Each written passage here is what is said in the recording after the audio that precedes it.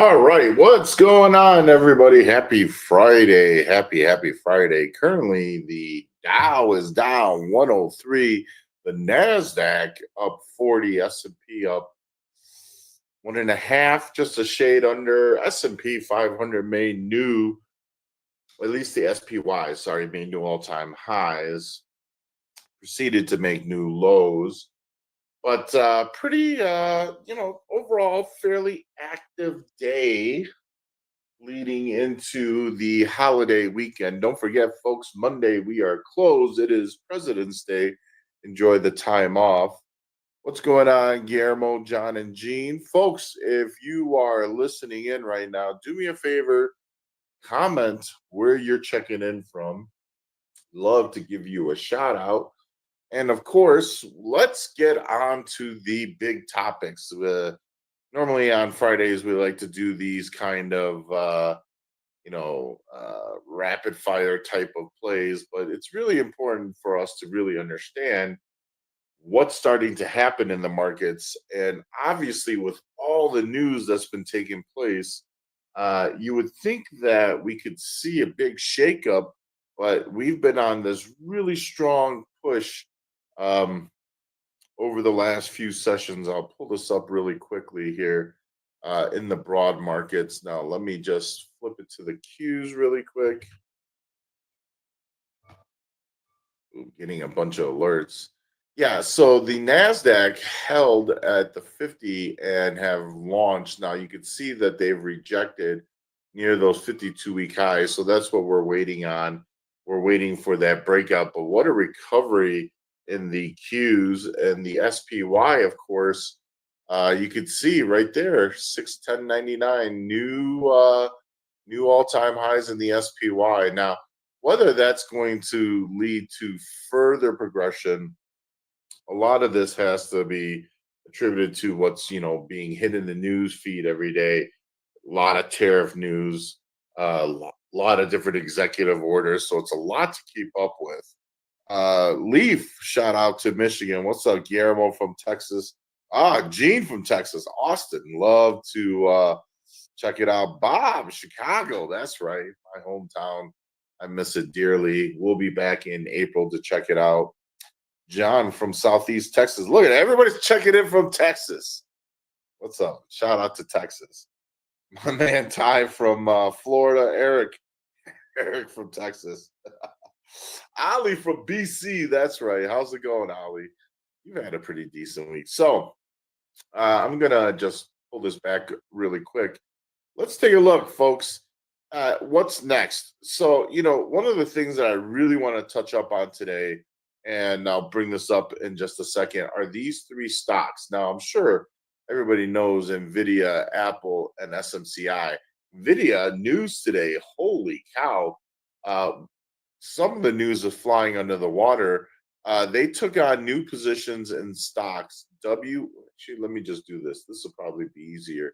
They took on new positions in stocks, WRD and NBIS. Okay, so these two were pumping pretty crazy. They closed NNOX, SOUN, and SERV. For those that are in my Momo room, we're very familiar with SOUN and SERV. So let's see. I'm gonna just to make sure everybody knows.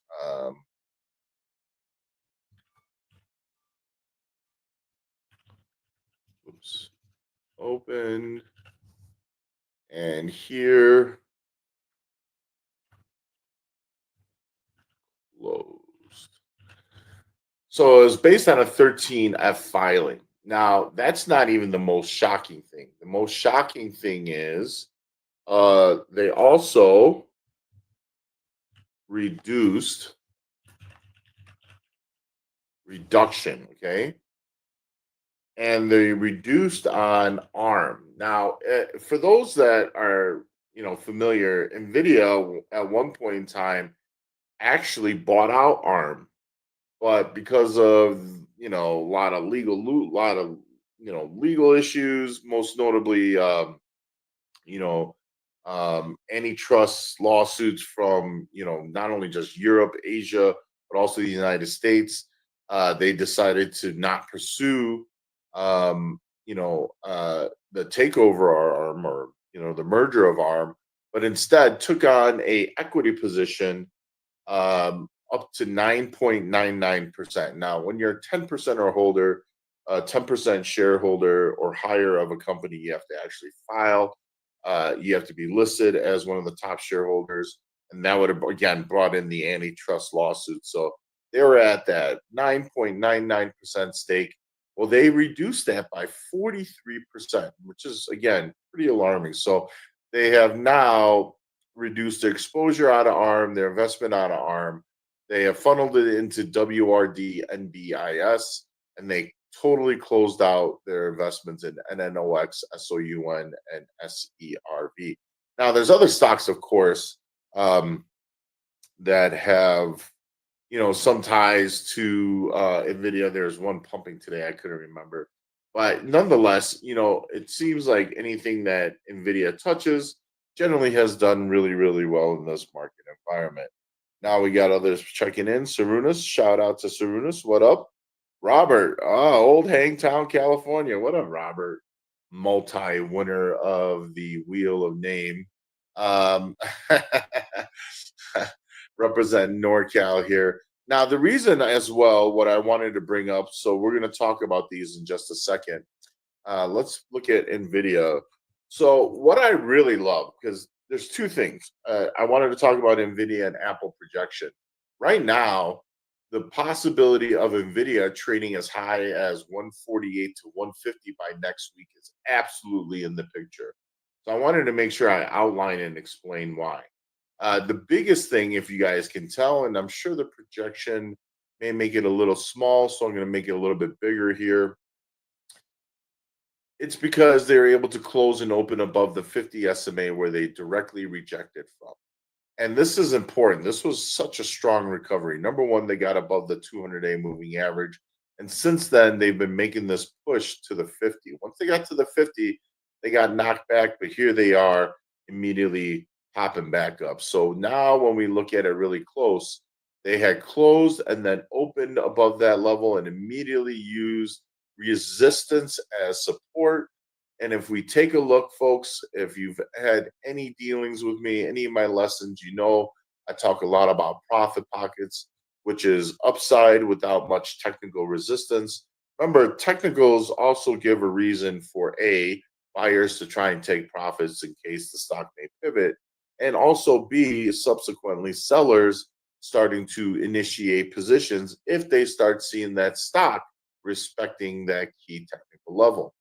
Now, on the way up, there is a gap to fill, which is also another reason why I believe NVIDIA is going to work higher, because gap fills are transparent profit targets. So here's what I'm looking for. Number one, I'm looking for NVIDIA to make this move to 142.62. That's where that gap fill is. And I feel that if NVIDIA pushes past this level, it's almost inevitable that they're going to try and work it towards this recent swing high, which is right underneath 149, but potentially trying to test this 153. We see Meta be very explosive and continue to rise, and Nvidia has been such a strong performer. Maybe perhaps Nvidia wants to join that party. Now, in relation to Apple, Apple just announced yesterday, Tim Cook tweeted, I'm excited to show you the newest member of our family on February 19th. Well, anytime Apple unleashes a new product, that opens up the door for them to have now a growth cycle, right? That's really important for Apple, the growth cycle, because there's got to be a reason for investors to be excited as opposed to the regurgitation of iPhone sales. And this was really led to a really nice run and spark up. Apple, really strong maneuver yesterday, ended up closing above the 50. And the exact same thing that I want to point out in NVIDIA is taking place in the Apple, the close and open. Now, that means Apple should be looking to test 247. We're almost there. So what's going to happen next? The idea is that if they break through this threshold, they're going to be testing this key, like psychological $250 price level. Apple as well, when we talk about bullish tendencies, since they came near that 200-day moving average, look at the demand pickup. You can see that they have been absolutely actively looking to breach resistance and open above this threshold. And as they continue to do that, support continues to follow the stock higher.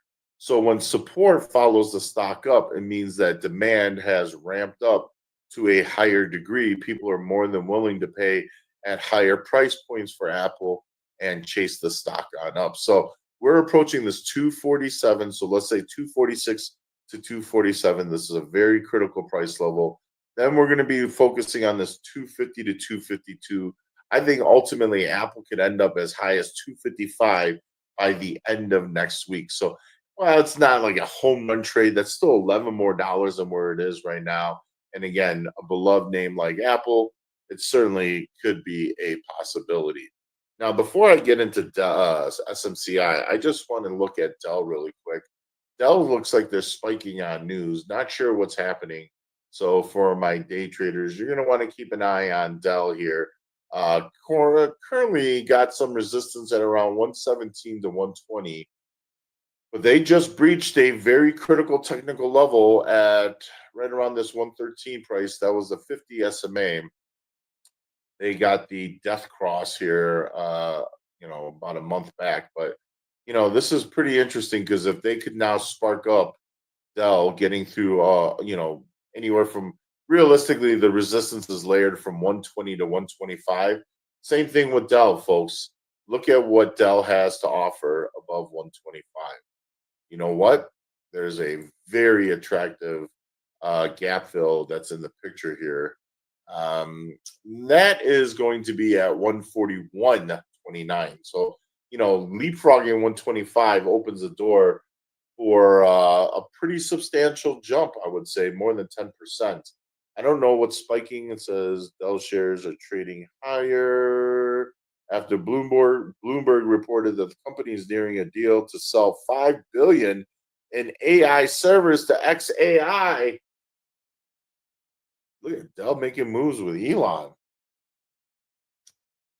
Jake from Southern Arizona. What's up, Jake?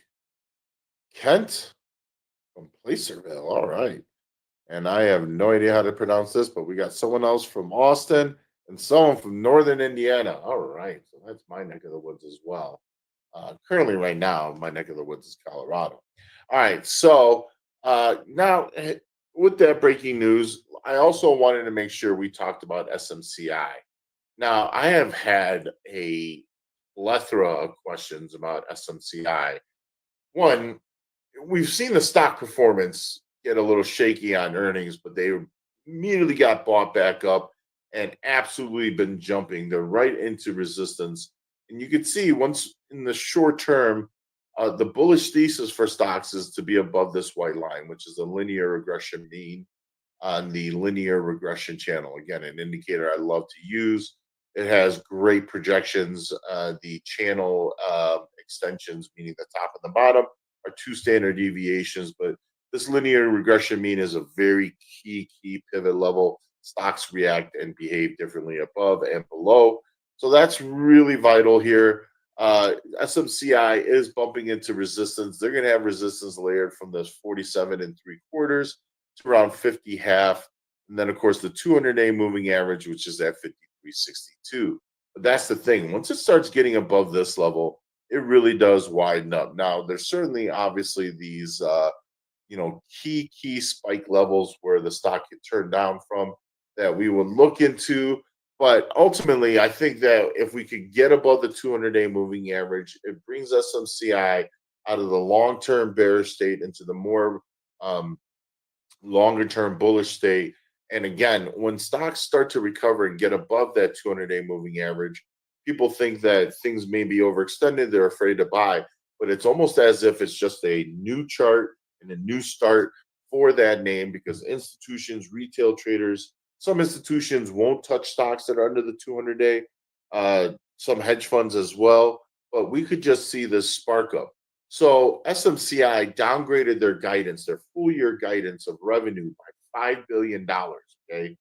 which is normally a death shot. Think about what happened to TTD.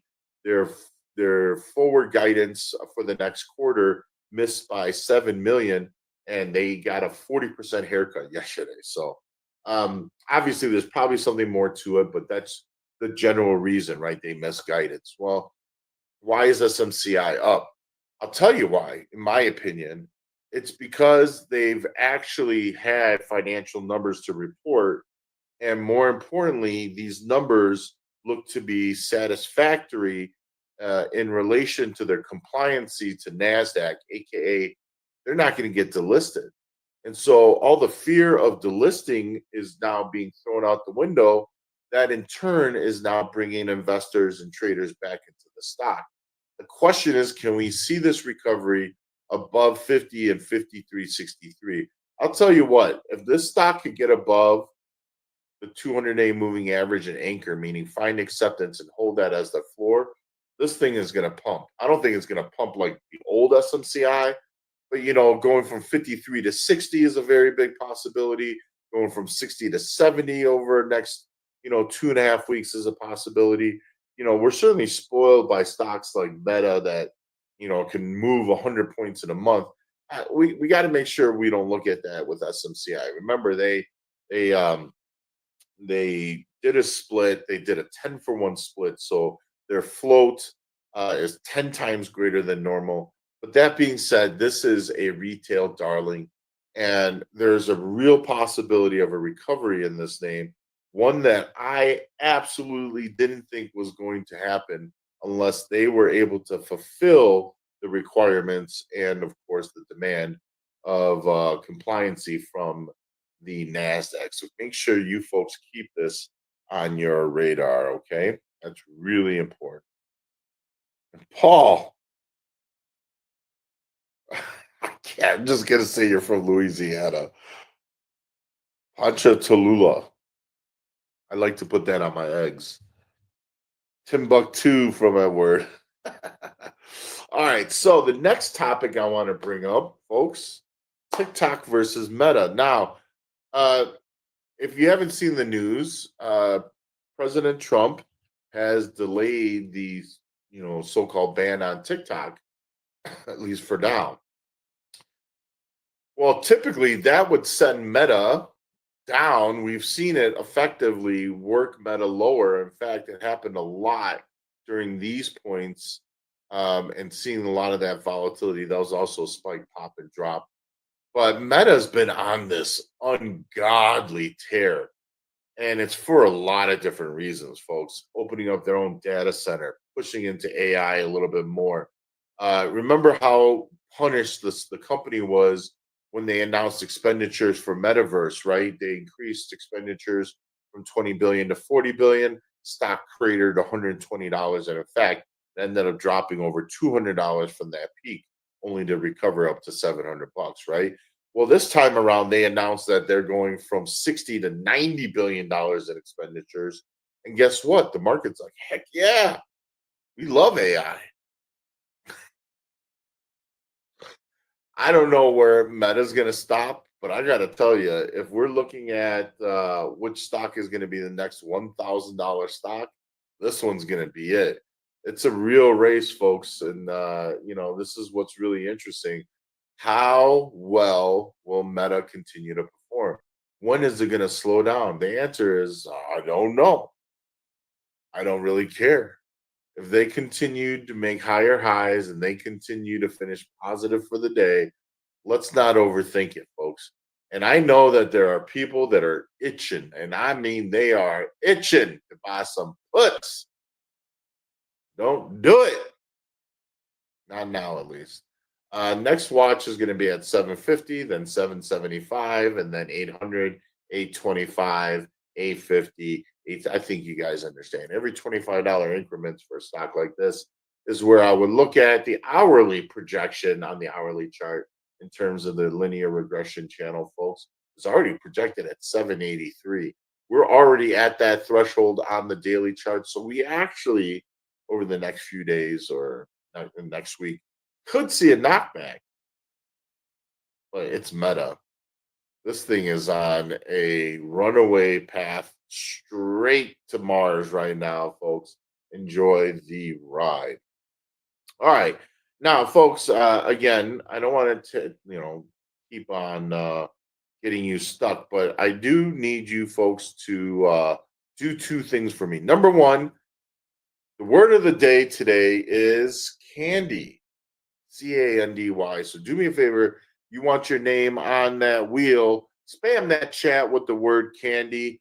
And as well, if you like the content and information that we are bringing to you, of course, on a daily basis, it is the great Scott Bauer. I am just sitting in for him today. But if you do like this information, do us a favor, hit the like button. If you're watching on Twitter, hit that like button. If you're watching on YouTube, you should not only hit that like button, you should also subscribe. And then there's this little bell that you see next to the subscribe button. Click on that. So anytime we go live, you're going to be notified. You don't always have to have the link. You know what I mean? Michael, did I do that right? Word of the day, candy. Yeah. Hulk smash. That's right. I appreciate you all. And I'm always grateful. I know a lot of you make it a habit now to hit that like button. So we're always grateful for the support. Again, we want to make this fun, but we want to make this informative. This is certainly information a lot of you may or may not know, but it's really important that you are at least informed, because informed traders tend to be ahead of the rest of the crowd. So, what is it? What should we expect for the rest of the day? That's a great question. Well, I'm going to tell you right now, I'm expecting a lot more chop. Unfortunately, after a bullish turn up, a lot of the times we see a lot of profit taking going into the week of a holiday weekend. Uh, there's several things for that, and there's several reasons for that. Number one, if we're in an extreme bullish environment without any, overture concerns, whether it's news from the administration, macro outlooks, and who knows? We generally don't see risk off in those moments. What we'll actually see, relatively speaking, is more buying or just kind of a slow grind to the upside. But today, after we made those highs, we immediately started working lower. We saw the SPY make new lows. We've seen some splash downs. We're kind of going back and forth. So, I think a lot of that is that there are buying participants, but there's also a lot of liquidation, a lot of profit taking happening.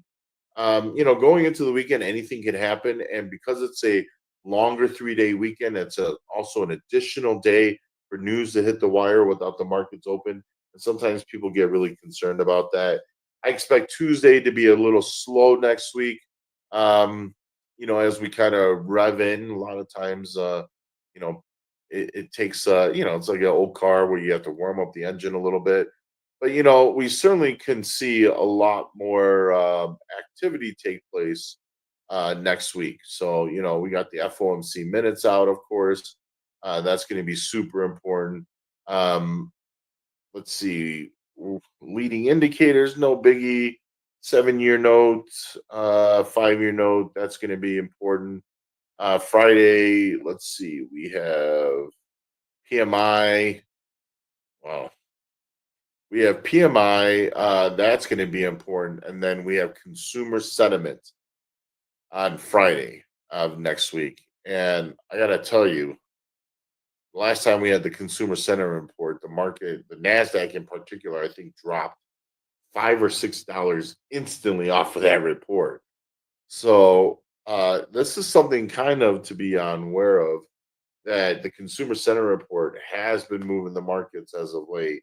That's something we're just going to have to keep an eye on. It may not even be so much the consumer um, index itself, but more the year ahead inflation expectations. They usually offer up a 1 year and a 5 year. Again, folks, if you want your name on the wheel, do me a favor, ladies and germs, spam that chat with the word candy, okay? Hey, how's it going? Happy Friday. Happy Friday. Yes, happy Friday. Good to hear from you as always, old Van Gal. You already know. Away, ladies and gentlemen, I want to state this. I am super grateful for you all as always. I've had some immense support from both of my rooms and my programs and just across the board. And I tell you folks in the room all the time, but I figure I get to now that we have this public forum, I just want to say how grateful I am. And we at Prosper here always try to do our best. More importantly, we try to be as helpful as we can. We're always pushing people to learn and get better and be more informed on the markets. And this is part of the process. It's not like we do this, quite honestly, for anything but to help not just our students, but the retail crowd, which is really important. That's really where I'm kind of leading to this. The retail traders, ladies and gentlemen, have been the right catalyst for a lot of different stock price movements as of late, and it's even getting more powerful. So we are the ones that are starting to get control of the markets. Now, that being said, do not fall trap into these kind of gamma squeeze alerts that you hear about. Um, don't overthink it. We hear all the time about unusual option activity and dark pool activity, and a lot of the times it doesn't lead to anything. One of the things that I'm a very big proponent on is trust what you see, right? Obviously, we're going to teach you what you need to see, but trust what you see. Don't overthink it. Don't over assume. Don't overreach. You know, just trade, and if the market conditions are good, quite honestly, the timing is right. This is a great market and market environment to thrive and do really well in, right? I talked about leading into 2025, how the first 3 to 6 weeks could really set up for your calendar year. I truly believe that we're starting to see it, right? We're now getting into that 6 week of really having the markets tell us how they feel about certain stocks or certain sectors. Right now, cloud and cybersecurity have been in high demand. Look at how CrowdStrike and Cloudflare, which is NET, have been performing, and you can see how Nvidia is starting to come back and Apple's coming back. The one kicker here is Tesla. Tesla's been a big struggle, but not that overly surprising when you kind of put two and together with the news. But we'll eventually see that stock come up. Chris, much love, man. Much love. Much love. Honestly, I get a lot of my news from Twitter or X. I follow a gentleman named Walter Bloomberg who retweets information from the